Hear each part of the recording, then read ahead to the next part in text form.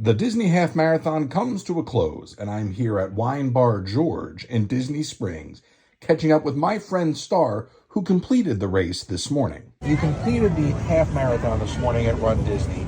16 weeks of preparation. I was there to see you cross the finish line. We were catching up last night. You said, you have to check this out. First of all, let me tell you, not only congratulations, but what an incredible experience to be a part of. Such a different approach to going to Disney, if you will. And for you to have spent 16 weeks preparing for it, what did it feel like to finally cross that finish line, to see the castle this morning? What were those moments like for you, and what's next in your runDisney adventure? It was really emotional. I don't know how else to explain it. So my lifestyle and fitness journey began about 5 years ago, and I say to a lot of people, if you would have told me 5 years ago that I'd be running a half marathon, 13.1 miles, I would have looked at you and said, you're lying.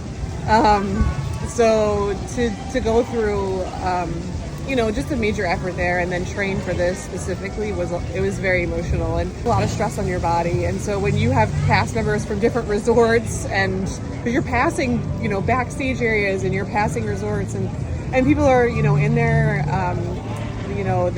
their get-ups and their, they're like, good job, you're doing it. And it's very emotional. So I think the most emotional part was definitely Main Street and seeing the castle, and obviously the finish line was just feeling everything that I had been through over the last, 5 years come to a head. So, as far as what's next, so I am registered to run the 10K and do yoga in front of the castle in February. So I'm pretty excited about that. I'm excited to share that journey.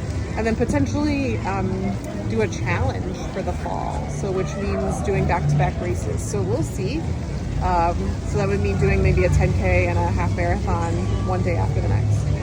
I love it. Well, I appreciate you inviting me to join you on that journey, and I will put your links to your Instagram and your TikTok in the description below.